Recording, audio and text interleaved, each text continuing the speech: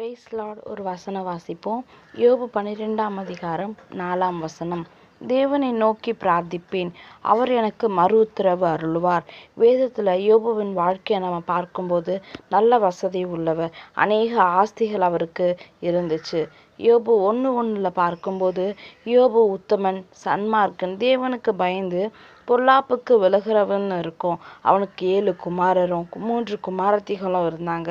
7000 ஆடுகளும் 3000 ஒட்டகங்களும் 500 கழுதைகள். அது மட்டும் இல்லாமல் திரளான பணிவிடைக்காரரும் இருந்தாங்க. 8ஆம் வசனத்தில் கர்த்தர் யோபு குறித்து சாட்சி கூட சொல்லுவார்.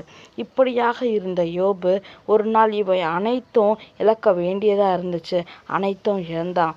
அந்த நேரத்தில் யோபு என்ன செய்தான்னா, யோபு 16ஆம் அதிகாரம் 20ஆம் வசனத்தில் பார்த்தீங்கன்னா, என் கண்ணீர் தேவனை நோக்கி கண்ணீர் சொரிகிறது என்று எழுதியிருக்கும். யோபுக்கு மனைவி, நண்பர்கள் இருந்தாங்க. ஆனாலும் யோபு தேவனை நோக்கி தான் கண்ணீர் விட்டான். அதனுடைய பலன் யோபு 42ஆம் அதிகாரம் 12ஆம் வசனத்தில் இருக்கும். கர்த்தர் யோபுவின் முன் நிலைமையை பார்க்கிலும் அவன் பின் நிலைமையை ஆசீர்வதித்தார். 14,000 ஆடுகளும் 6,000 ஒட்டகங்களும் 1000 ஏர்களும் 1000 கழுதைகளும் அவனுக்கு உண்டாயின. 13 எழுதியிருக்கும்.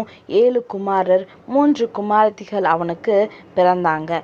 15 எழுதியிருக்கும். தேசத்தில் எங்கும் யோபுவின் குமாரத்திகளைப் போல சௌந்தரியமான பெண்கள் காணப்படவில்லைன்னு எழுதியிருக்கும். இப்படியாய் தேவன் 2 மடங்காய் ஆசீர்வதித்தார். எப்போ தெரியுமா? யோபு 16ஆம் அதிகாரம் 20 படி யோபு தேவனை நோக்கி கண்ணீர் விட்டான். நம்முடைய வாழ்க்கையிலும் வேதனை வரும்போது, இழப்பு நேரிடும்போது, அவமானங்கள், நிந்தைகள் வரும்போது, கண்ணீரின் வாழ்க்கையாக இருக்கும்போது யோபுவை போல தேவனிடத்தில் கண்ணீர் விட்டோன்னு சொன்னால் பதில் உண்டு. நமக்கு நண்பர்கள் இருக்கலாம், நமக்கு மிகவும் நம்புகிற மனிதர்கள் கூட இருக்கலாம். ஆனாலும் நம்முடைய கண்ணீர் தேவனிடத்தில் விடும்போது தான் பதில் உண்டு.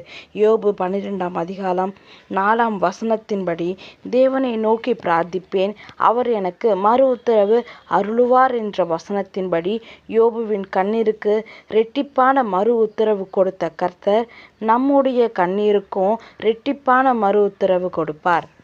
அவர் கண்ணீரை காண்கிற தேவன். நம் கண்ணீர் விடும்போது பார்க்காத மாதிரி போகிற தேவன் அல்ல. நம்முடைய கண்ணீருக்கு மறு உத்தரவு கொடுப்பார். அவரை நோக்கி கூப்பிடும்போது கண்டிப்பாக கர்த்தர் மறு உத்தரவு கொடுப்பார். யோபுவுக்கு கொடுத்த கர்த்தர் நம்முடைய கண்ணீருக்கும் இரட்டிப்பான மறு உத்தரவு கொடுப்பார். Praise lord. ஒரு வசனம்